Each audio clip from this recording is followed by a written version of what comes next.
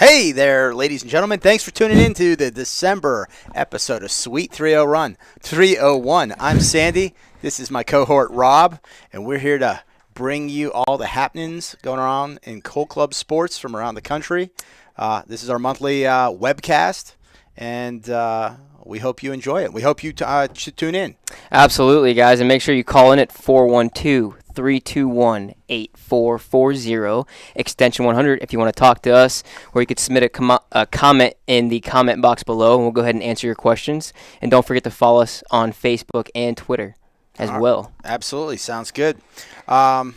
So let's get right into it, Sandy. NCFA. You know, I know we just finished up the NCFA year with the national championship. Middle Georgia State winning the national championship. Why don't you kind of talk to us a little bit about the season, about the national championship? I know it was my first national championship, and I had a blast. Salem, Virginia is an awesome place. It's kind of a cool atmosphere, and it was a lot of fun. And a Mac and Bob's calzone doesn't hurt either. Mac and Bob's calzone doesn't hurt either. The NCFA season is fresh in the books. Just 10 days ago, we crowned our new national champion, Middle Georgia State University.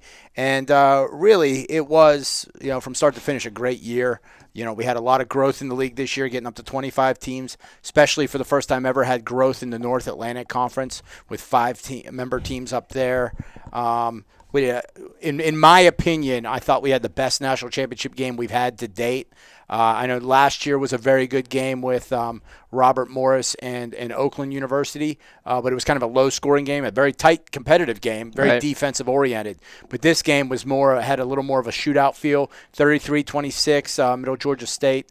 Went back and did some looking. There were 7 lead changes in that game, including Miami having the ball within one score, driving down the field as the game ended. So, it was a tremendous ball game. Great sportsmanship. Both teams, fans turned out well. Good attendance there. Yeah, there was there's some tailgating going on in the park. There was a lot of fun. They're cooking burgers, hot dogs. Exactly. All that good stuff. People were eating up the souvenirs this year too. Yeah. So I think the guys really appreciated what a hard, long road it was just to be playing in that game, and that's why we got such a great performance out of them. So right, for sure. And leading up to that was our first ever NCFA playoff system, and that actually went off much better than something new like that had me a little nervous. And it actually went off without a hitch. So it was a great we had 2 great games there. Middle Georgia State beating Coppin State 13-12, to get them to the national championship game. Miami defeated Sacred Heart 21-24.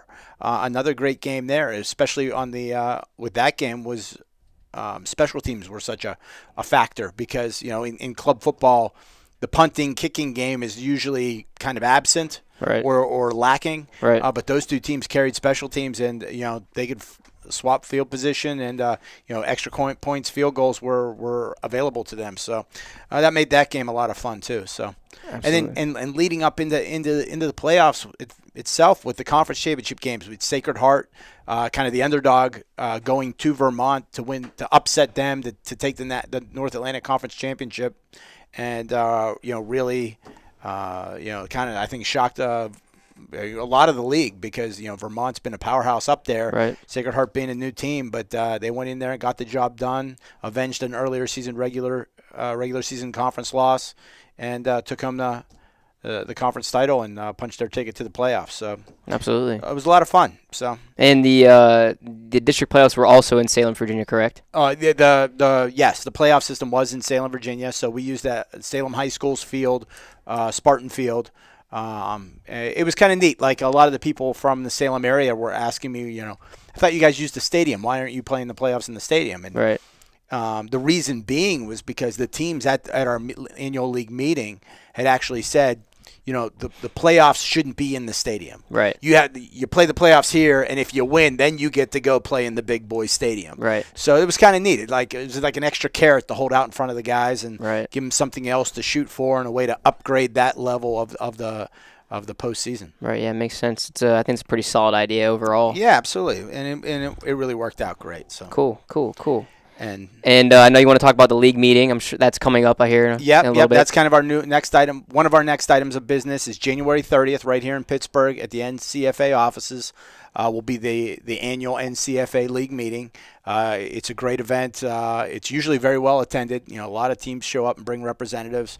They do a lot of networking. Guys will sort of interact with each other, and you'll see guys talking about where they got open dates in their schedule, trying to get games in with each other. Right. But one of the most important parts is we talk about the development of the league. We talk about rule changes, policy changes, how we're going to handle different aspects of league operations, and the teams weigh in and ultimately vote upon a lot of these decisions, and they have a direct impact of especially the rule book that we play by. Right. So if they want their voice heard, be here. Absolutely, yeah. And if you don't show up, your voice doesn't get heard. Your voice doesn't get heard, and your right to complain goes away. For sure. And I know, I've been seeing it all over Facebook. I get the Facebook updates. Everyone wants to know, when are the All-Americans coming out? I'm sure you can answer that. I can answer that. 4:30 p.m. Eastern Standard Time today. Okay, so today they'll be announced. Look at that. I announced them earlier, but I'm here doing this. So 4:30 today, All Americans will be announced online. Awesome. So stay tuned. I'm sure everyone's looking forward to that. And I know we have a caller in here, right? Yeah, I believe we do. Actually. Didi Wright, Middle Georgia State. That's right. Speaking of All Americans, I think he's definitely on the watch list. So absolutely. Let's see what Didi has to add to the show. Didi. Yes, sir. Hey, it's Sandy Sanderson with the NCFA. Welcome to Suite 301. Yes, sir. Thank you. Appreciate you calling into the show. We're joined here today with captain and starting running back of the 2015 national champion Middle Georgia State Knights. Didi, tell us a little bit about your experience at the national championship game and what you thought of the whole spotlight and competing for a national title. Well, first, I want to give props to Miami of Ohio because they played a good game for us. But national championship, everybody don't get to go to that when they play football. But we fortunately had the chance to, and we came out on top. So I thank everybody who arranged the game and gave us the field to play on. Absolutely. Now, from the mindset as a running back going into that game, does the fact that it's for the national title, that win or lose, there's no next game, does that add butterflies to you? Make you nervous, or is it just another football game? I mean, anytime you're inside of a game like that, you got to take it one side at a time. Take a grain of salt. It's just any other game except you got to take time application to it. But being a running back, we was a run-dominant team to get to set up the pass. So, yeah, I felt that I had to play my part there to help my team come out victorious. And I know you're a workhorse in the backfield for Middle Georgia, and kind of late in the game you got dinged up. I think it was with a little bit of a hip pointer or something like that. But cramp. A hip cramp. Yes, sir. Okay, good. Thank you. But you were able to power through that. Limping off the field, but you got right back in there. Was there something that was going to not let you sit on the sideline and sit out and miss that opportunity for your team? What gave you the will to overcome the pain and get back out there? Well, first, I don't think it could have been anything that stopped me from getting on the field. Looking at the scoreboard, I was like, man, we down right now, so I got to go in and give everything I got. Be able to play to win this game for our team and our school. I like that answer. Absolutely. He's diehard. There's no tomorrow in that kind of situation. So you can limp around through finals and the winter break, and that's fine. But leave it all on the field on that last game. Outstanding. Yes, sir.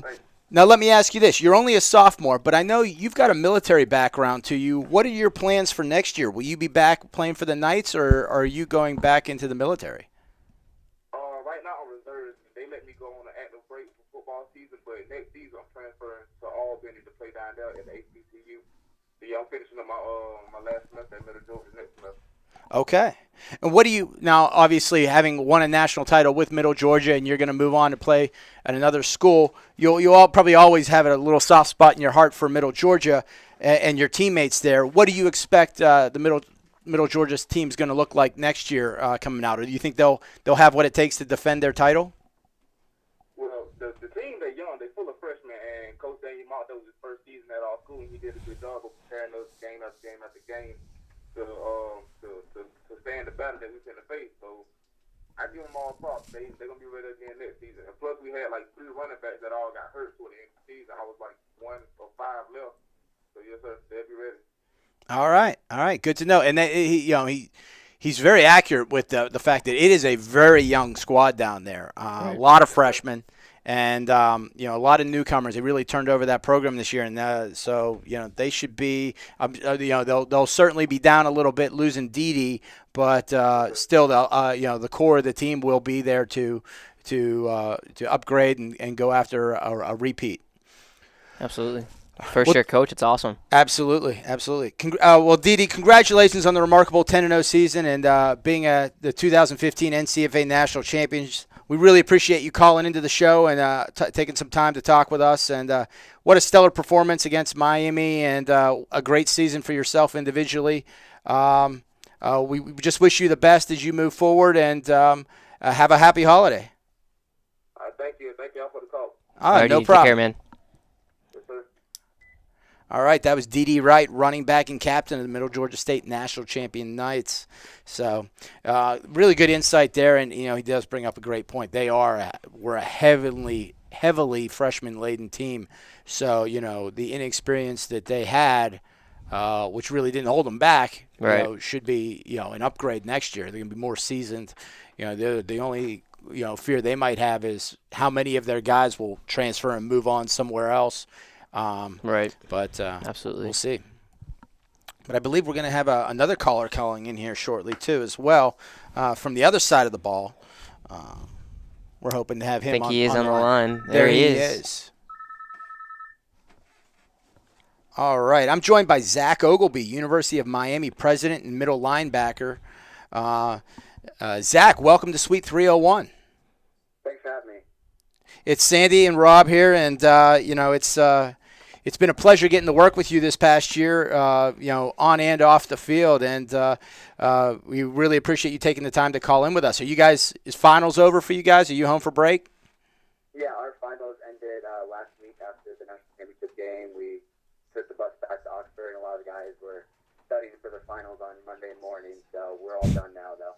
All right, good. Well, hopefully everybody had a successful experience in the classroom.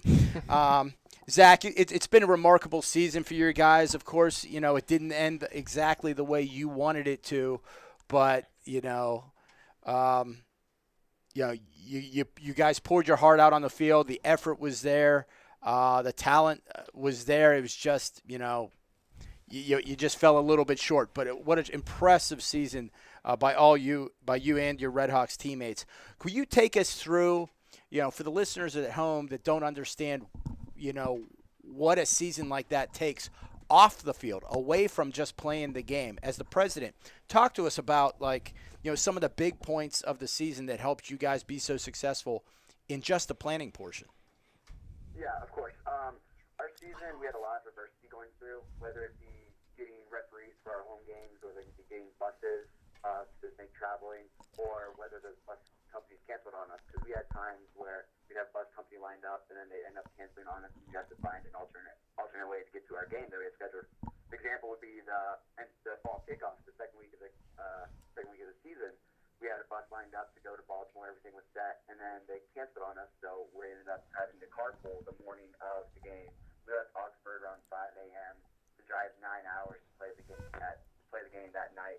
And there's a lot of things going off the field, whether it be getting approval from the school, making sure we have money to pay the refs, making sure we have field reservations set up, and getting all of our practice plans. So there's a lot of behind the scenes that people don't know that happens, that I didn't know exactly was happening when I got the role of president last year. But it's been an honor to be able to do it for this group of guys, I'd say. And thank you for that kind of feedback, that kind of insight, because it's so important that people realize, that is what club sports is about. It's about student leadership, learning those opportunities. Our baseball teams, our softball teams, our basketball teams, go through the same trials and similar trials and tribulations. And it takes, a great individual to be able to spearhead that organization, solve problems on the fly when they come up like that, and good sense of organization and good planning can help, limit the problems that arise, as well as, solve them as they come up. Now let's twist that same question towards on the field. as a middle linebacker for Miami, what kind of preparation went on into the team this year on the field to have such a successful season? Well, on the field, at the beginning of the year, we started with 60 players at our very first practice. It was the highest numbers we ever started with at the beginning of the year. But then by the national championship, as you saw on the sideline, we were down to about 25, 30 guys who were healthy and able to play. So it was a big transition from the beginning of the year to where we had two deep at every position, and then by the end of the year, whether people quit from injuries or financial reasons or class schedule just got too difficult for them, to see us transfer from that throughout the whole year was crazy, because that last week of the season, we had guys playing new positions. We had our starting quarterback end up having to play safety the second half against Middle Georgia. Our running back was playing linebacker. Our league leader in interceptions ended up having to play wide receiver. And I thought it was just great to see those guys. The selflessness on this team was amazing to see how we went from, we're only going to play one position, but now we have to learn these new positions that we haven't played since maybe middle school, or we haven't played at all in our life for the betterment of the team. And it was great to be around this group of guys, and the respect I have for my team is through the roof, and I wouldn't want to do it with anybody else. Very, very well said there. And Zach, I got to know some of your guys a little bit from interacting with them at the playoffs down in Salem, and certainly the national championship. I agree with you. What a great group of guys! Just the way they rally around each other, pick each other up. When someone makes a mistake, they're there to pick each other up.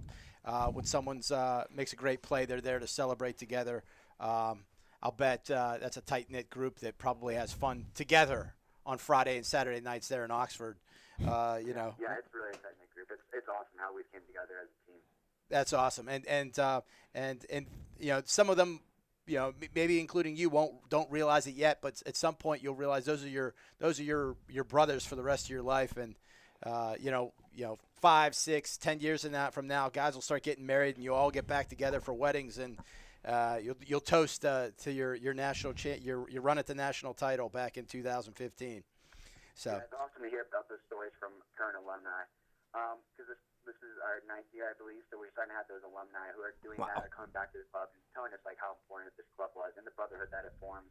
And they said when they see that when you go to a job interview, you might run into somebody eventually that played club football in Miami or played club football at another university, and it's something that you can bond with people outside of just our school.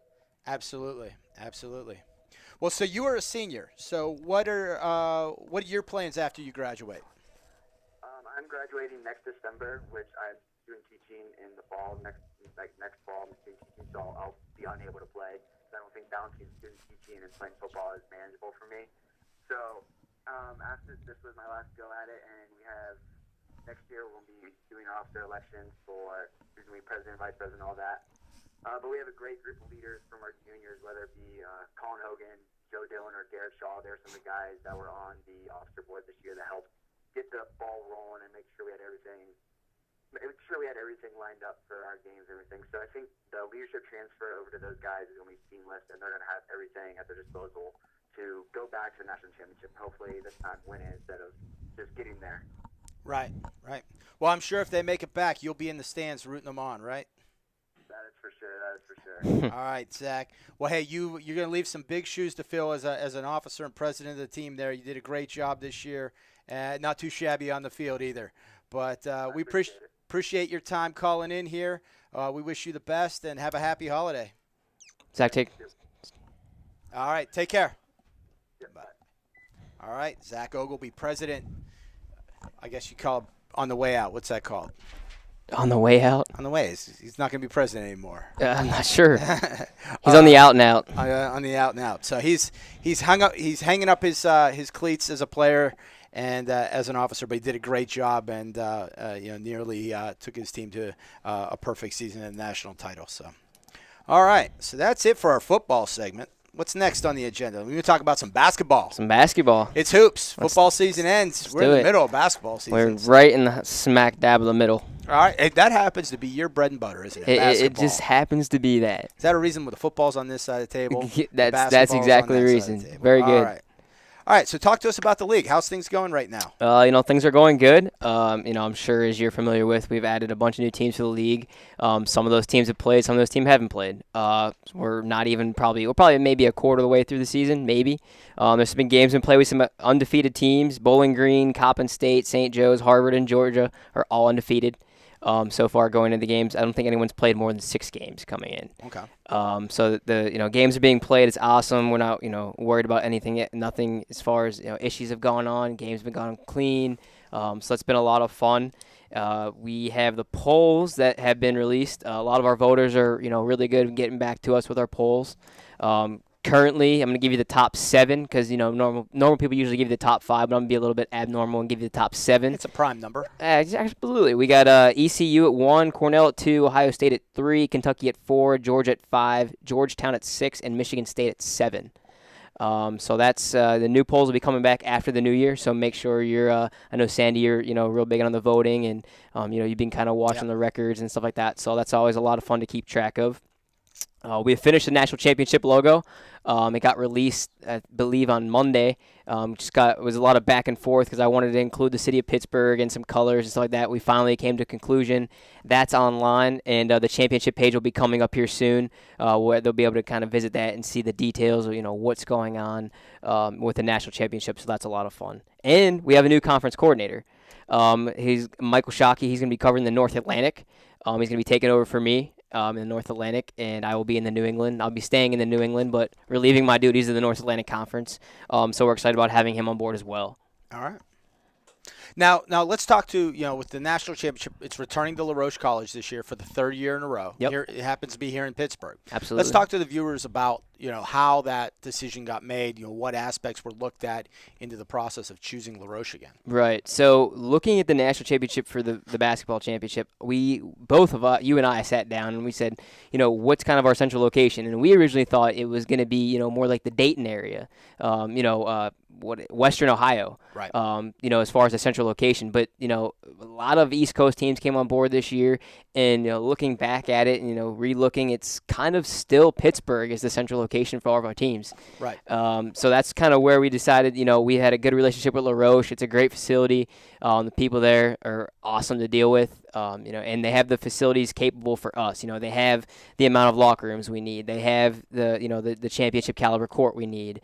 So everything's just kind of a perfect situation, and we're going back to LaRoche for that reason. Right, absolutely. And it, like you said, it is a college venue, and the locker rooms are important too, because with that style of tournament, you need 4 locker rooms because you got 2 teams playing and 2 teams getting ready for the next game. Not all facilities have that many locker rooms available, so that becomes a huge asset. And the locker rooms are great there, too, because you have not only a separate locker room where you can go and you can change, you can go to use the restroom, but then they also have like a team meeting room, which is, last year I coached there, and it was nice to have those guys in there. Me and my assistant, we kind of got things drawn on the dry erase board, and then after they were done getting dressed, they came in here, and then we kind of talked to them, then we went out and played. So it's kind of it's good. It's a nice little setup for sure. Excellent.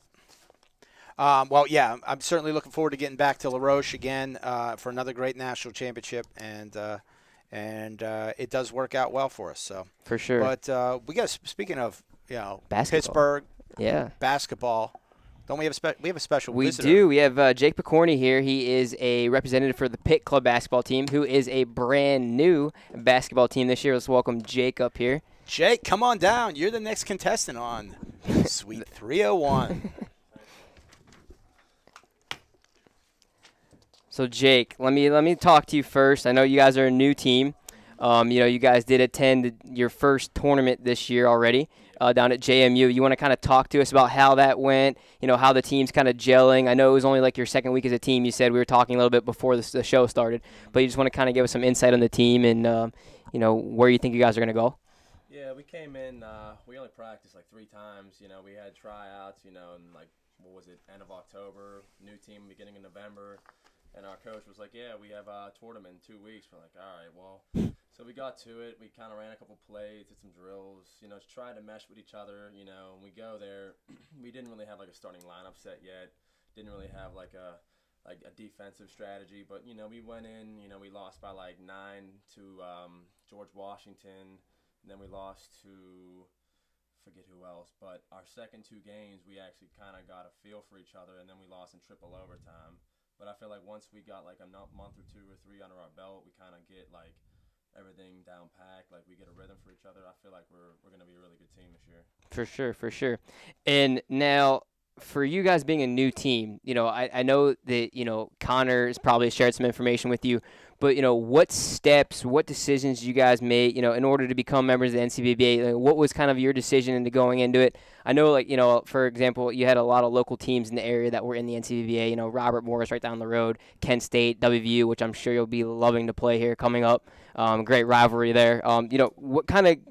What was basically the talking point for joining the NCBBA for you guys? Whenever Connor had a meeting, like he had a flyer up on the wall where we play basketball at Trees Hall, it said, anyone interested in playing for club basketball, come to the meeting. So, I came to the meeting. There was about like 40 or 50 people there.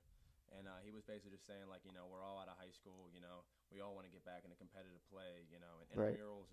intramurals is fun, but it's just you can pick whoever. You have girls, sometimes you have like untalented kids, so the competition isn't as good. Right. So we wanted to get like an official team to play other official teams and like kind of travel, maybe like get a bond with and also make friends. I've made a couple friends on the team already. So that was kind of like the reason behind it, and we seen the NCBA was a good opportunity, and of course it's located right in Pittsburgh, so you couldn't ask for a sweeter deal. Yeah. So Connor did all the logistics, and he set it all up, and we asked him if he needed any help, and he asked me for this interview, so I told him I'd be glad to do it.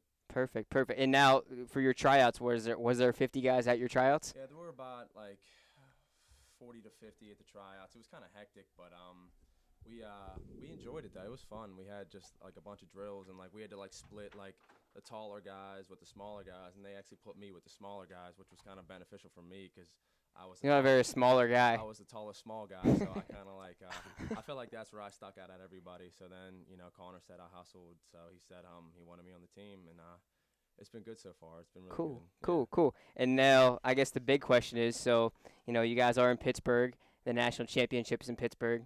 Do you guys potentially see yourselves being there? Do you see your team getting to that level of, being able to compete with all the other great teams in the country? Yeah, I see us definitely being at that level.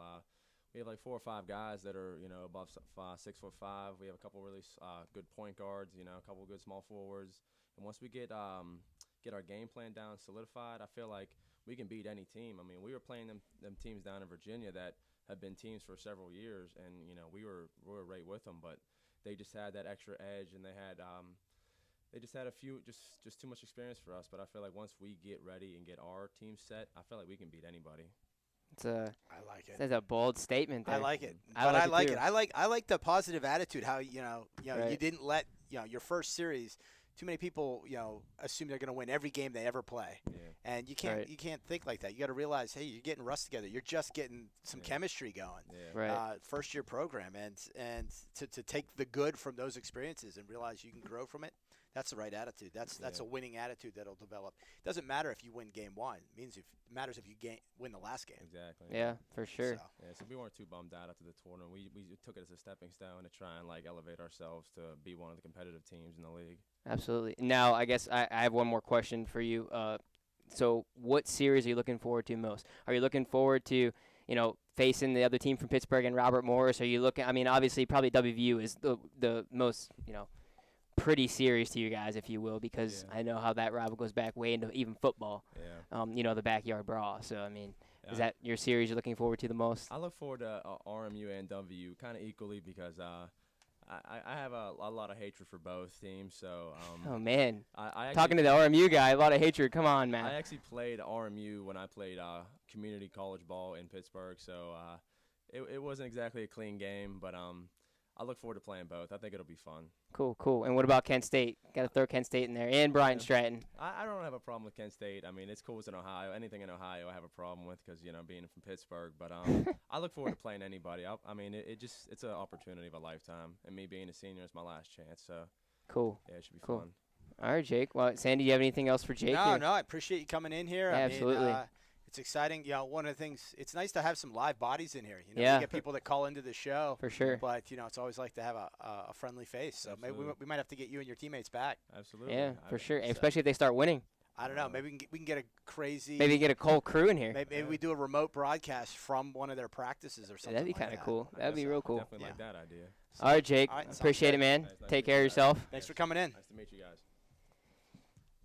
Okay. Who we got next here, Sandy? Eric. Eric's coming down. He's going to talk a little baseball with us. What's up, guys?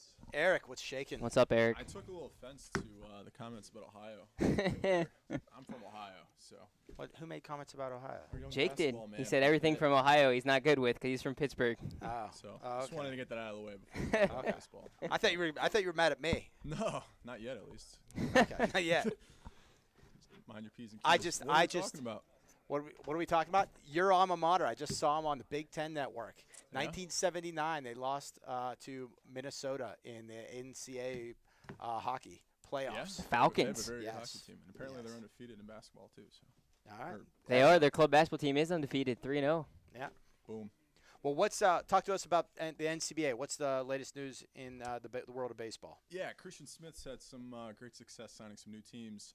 I don't know the last time, I think a month ago, obviously on the show.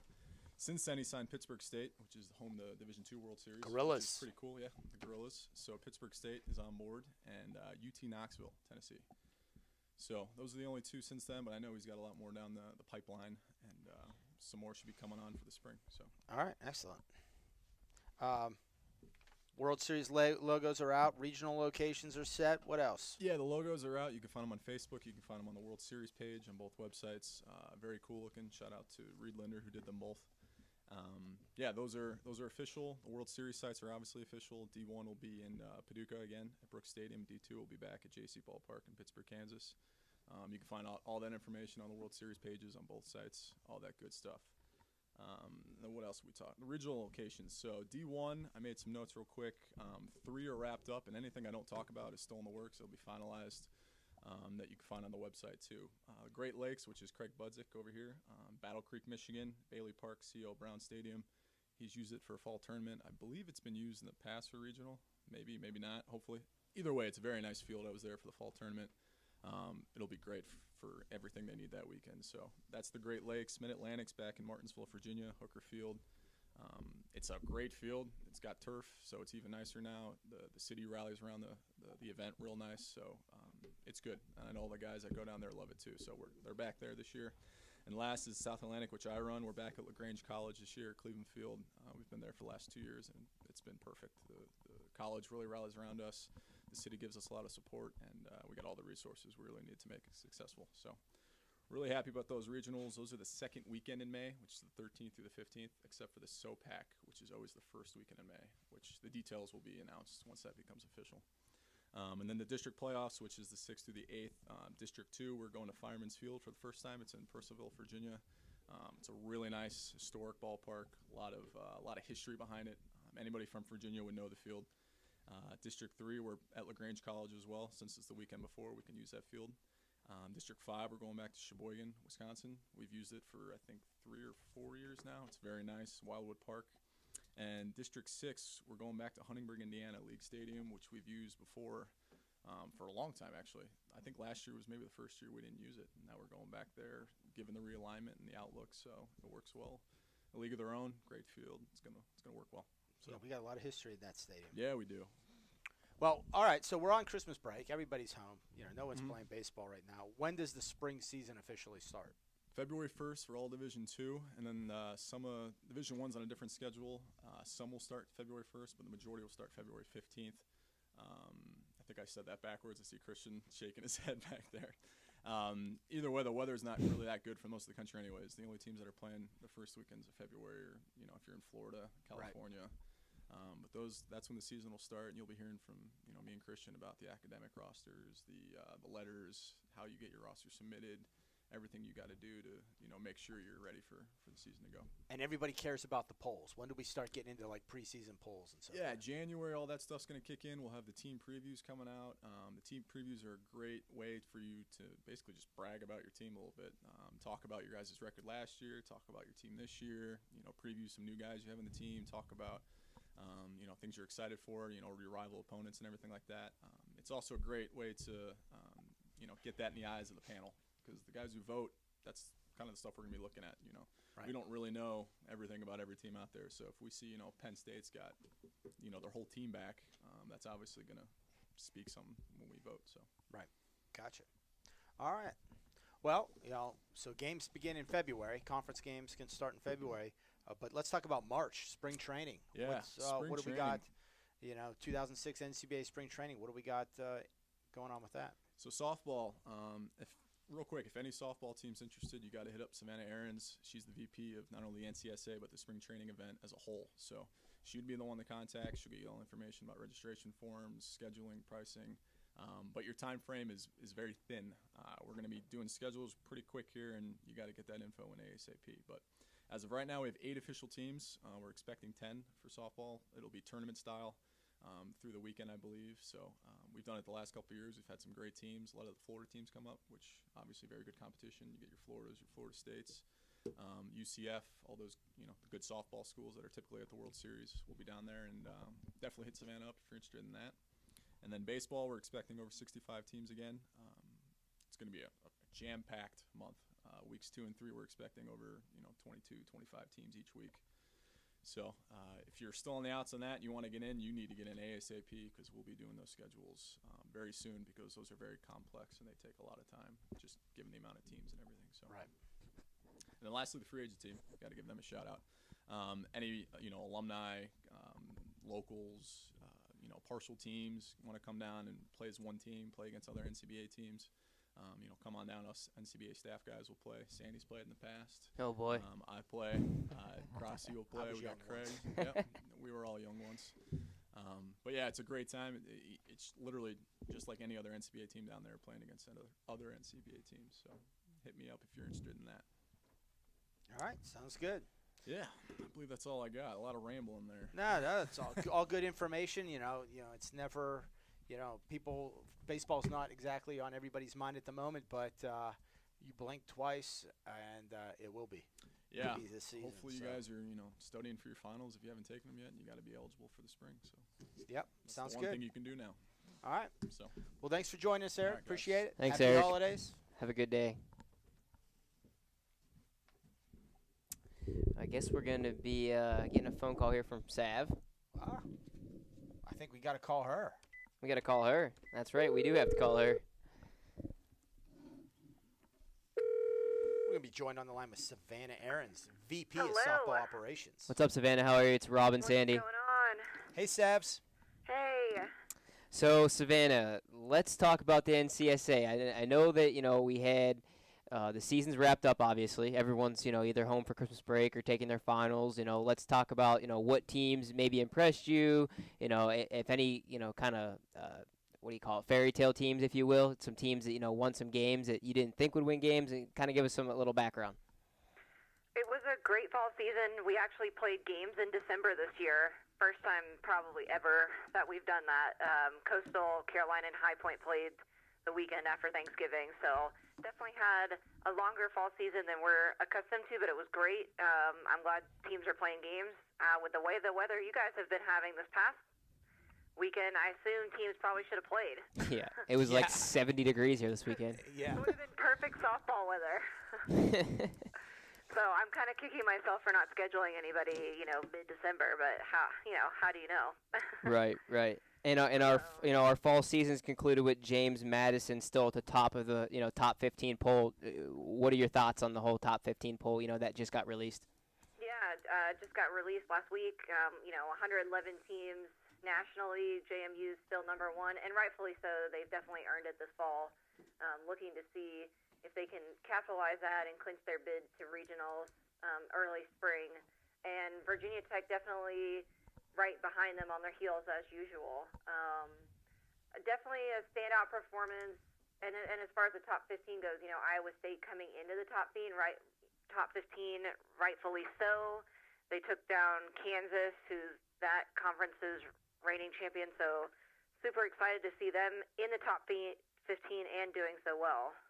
For sure. And, looking towards the World Series, what teams could you potentially see, going to the World Series this year?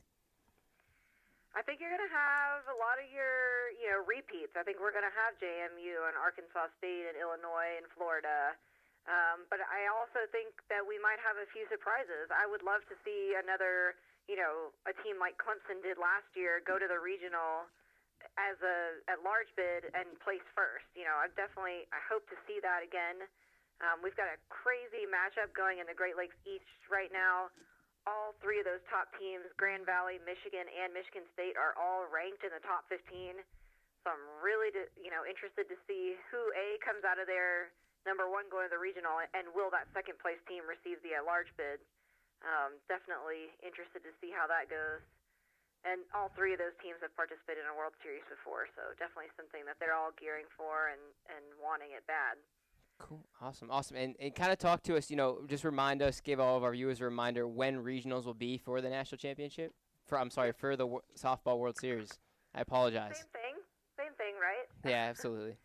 They call it regionals, nationals, everybody has their own verbiage for it. So the weekend for all the NCSA regional playoffs is going to be April 22nd through the 24th.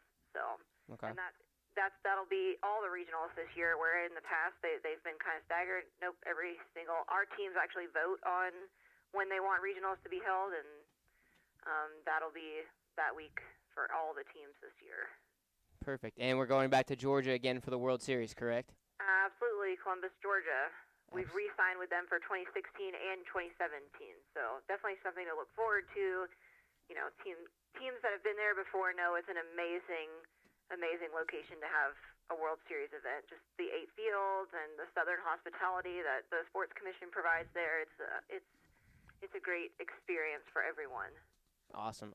Sandy, anything else softball related? No, I mean, just I know it's been an exciting fall so far. Savannah's done a good job, running the league, and Columbus, Georgia is a great place for softball. It's kind of I've never been. It's got that vibe. It's got the facilities that are just destined for championship softball, and our teams have, since we've moved there, the teams have year after year said this is the best World Series. This is the best softball tournament I've ever been in. So, and awesome. Attendance has increased. I mean, I think the parents even go, and every year they want to come back because our attendance has, probably doubled since we first started there. So it's definitely it's exciting to see. It's the Cannon Brew Pub and Scruffy Murphs. Those are places, once you get them in your blood, you can't get rid of them. You got to come back. Right. All right, Sab, well, we appreciate it. You appreciate your time, and I'm sure we'll be talking to you here soon. Sounds great. Thanks. All right, thanks, Sab. See you, Sabs. Bye. All right, so what do we got next? I'm going to hit that button sheet. Just the off We got a caller in. We got Erica Ambrigio from Yukon Club Softball. There's no way you pronounce that. I hope I didn't butcher her last name. Erica, how's it going? Good, how are you guys? This is good. This is Rob and Sandy with Cold Club Sports. Thanks for calling in. Thanks for having me. Absolutely. So, I wanted to first off congratulate you guys on already clinching your playoff berth this year for club softball. Yeah, thank you guys. Absolutely. And, how's the team looking for the spring? I mean, even though you guys have already clinched, obviously you want to keep continuing to win. No one wants to lose. You want to keep winning. What's the team look like for, the spring season upcoming? We're stoked for the spring. We have pretty much our whole team returning. We only lose one senior in graduation, our starting third baseman, Emily Fox. She's defensively, obviously, really solid. Starts at third base for us. Offensively, we're definitely going to miss her switch hitting, but other than that, we're not really losing anyone, and we're not looking to add anyone either because we're pretty set with the people we have. Really young bats and really veteran pitching, so it's kind of the perfect combo. Awesome. And what series are you guys most looking forward to in the spring coming up? Is there a rival in your conference that you're looking forward to, or any kind of whatever? In our conference, I don't know. We definitely always look forward to our regional tournament. We go down there every year now. Well, for the last 4 years that I've been here, we've been down there, and it's just always a good time because there's always really great competition. So, I mean, we've seen Rutgers down there. It's been really good. We've taken them to extra innings sometimes. We see Penn State a lot down there, Delaware.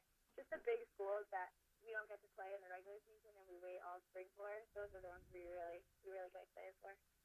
Absolutely. That's good to have multiple teams for sure that you guys are excited about. Now, let's talk about Columbus, Georgia. Do you guys think you're up for the task of getting there to Columbus? And then if you do get there, do do you think your team is good enough to go ahead and take the national championship away from the defending champion JMU? Oh man, being there last year, so all the seniors this year went there in our junior year, and it was nothing short of amazing. So that's definitely the plan this year: get back there and do even better than we did last year. Last year we went in not really knowing where we stood, but kind of knowing that we had a really great team, really defensive minded team. But this year we're looking to go a little further. We got a lot of young girls in our team that have a lot of experience in high school, so we're trying to get back there and do even better than we did last year. Try to beat some of the teams we saw. Absolutely, absolutely. And I guess my last question for you, what do you think, speaks to your success, you guys as a team? Is there a certain, you guys really close together? What makes you guys successful? I mean, winning it, your conference already and clinching that in the fall says a lot about your team. What do you think speaks to how your team is, that good, basically? That's a really good question. I think a key to our team's success is just the way that we're able to manage ourselves. So we don't have a coach.